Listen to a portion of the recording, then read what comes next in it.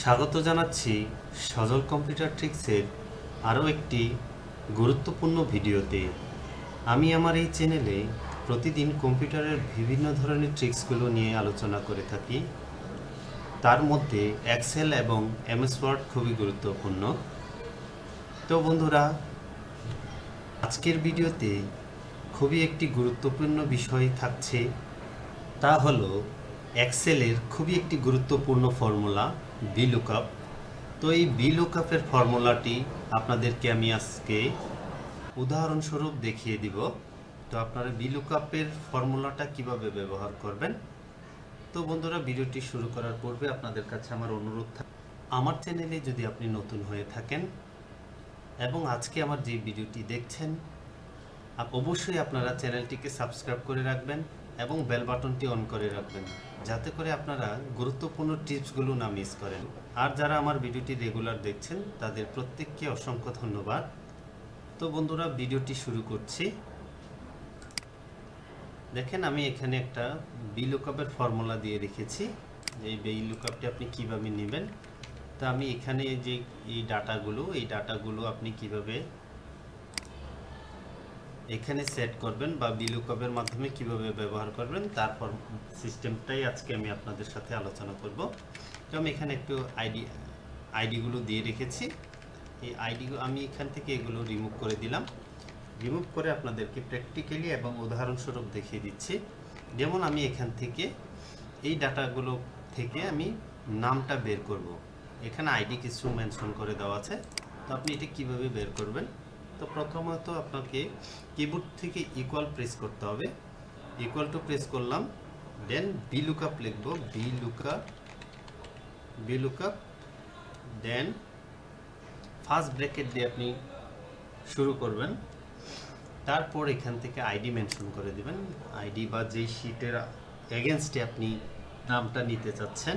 তো আমি এখান থেকে শিফট কন্ট্রোল ডাউন এরো দিয়ে নিচে দিয়ে দিলাম, তারপর কমা দিলাম। তারপর এখান থেকে আমি আইডি থেকে, মানে আমার যেখান থেকে আপনার শুরু সেখান থেকে শুরু, যেমন আইডি থেকে শুরু, তো আইডি থেকে শুরু এখন লাস্ট মাথা পর্যন্ত আপনি সিলেক্ট করে দিলাম। দেন হচ্ছিল কন্ট্রোল শিফট ডাউন এরো দিয়ে নিচে পর্যন্ত নিয়ে নিলাম। নিয়ে দেখেন আপনার সবগুলো সিলেক্ট হয়ে গেছে। সিলেক্ট হওয়ার পর এখান থেকে আপনি কমা দিবেন। এখন আপনি নাম নিতে চাচ্ছেন, নামটা কোন নাম্বার রোতে আছে সেটা আপনার দেখতে হবে। দেখেন নামটা আছে 1 2, নামটি 2 নাম্বার কলামে আছে। সো আমি 2 নাম্বার কলামটি সিলেক্ট করে দিব। এখানে লিখব 2, দেন কমা দিব। কমা দিয়ে এখানে দেখেন একটা মেসেজ আসছে, এখানে আপনার ট্রু আর ফলস। তো আমি ট্রুর জন্য 0 দিয়ে দিব, 0 দিয়ে দিলাম। দেন হলো ফার্স্ট ব্র্যাকেট ক্লোজ দিয়ে দিলাম, এন্টার। দেখেন আপনার নাম চলে আসছে। এই নিচেরটুকু আমি কন্ট্রোল ডি প্রেস করে দিলাম। ডি প্রেস করে দিয়ে দেখেন এখানে আমি আরও কিছু রো বাড়িয়ে দিচ্ছি। রো বাড়িয়ে দিলাম। এখন দেখেন আমি এখানে অন্য কোনো আইডি লিখব, যেমন 02 দিয়ে দিচ্ছি, 02।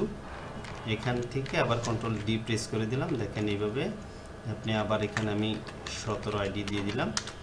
এটা আপনাকে প্র্যাকটিক্যালি দেখাচ্ছি উদাহরণস্বরূপ, যেন আপনি বিষয়টি বুঝতে পারেন। তো আবার এখানে কন্ট্রোল ডি দিয়ে দিলাম। দেখেন আপনার নাম আবার চলে আসছে। আবার এখান থেকে আমি দিলাম 20 দিলাম। দেখেন এখানে কন্ট্রোল ডি প্রেস করলাম। দেখেন যেমন 20 আইডি, আমি এখান থেকে দেখেন 20 আইডি সার্চ করে দেখছি। দেখেন এই যে 20 আইডির এগেনস্টে কি নাম আছে, দেখেন মিলে গেছে। তো এখন আমি মোবাইল নাম্বারটা নিব। মোবাইল নাম্বার নেওয়ার জন্য আমাকে সেমভাবেই করতে হবে। সেভ দিয়ে দিলাম। কিবোর্ড থেকে ইকুয়াল টু প্রেস করলাম, VLOOKUP লিখব। দেন আবার ফার্স্ট ব্র্যাকেট দিয়ে শুরু করব। এখান থেকে আইডিগুলো ডাউন এরো দিয়ে নিয়ে নিলাম। দেন হচ্ছে কমা, তারপর যাব আমি এখান থেকে control shift right arrow and then down error.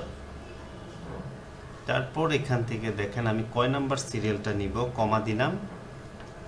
কয় নাম্বার কলামে আপনার ফোন নাম্বারটা আছে সেটা আপনাকে আগে বুঝতে হবে। দেখেন আমি এখানে 1 2 3 4 5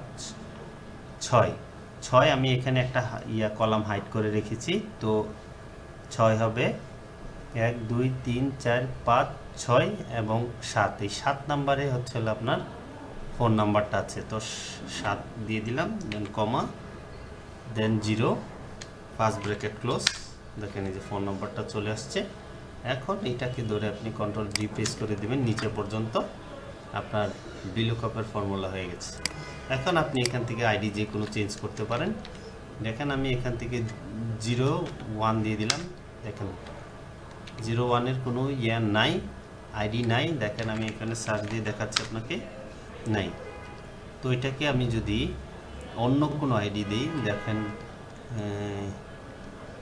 8 দিলাম।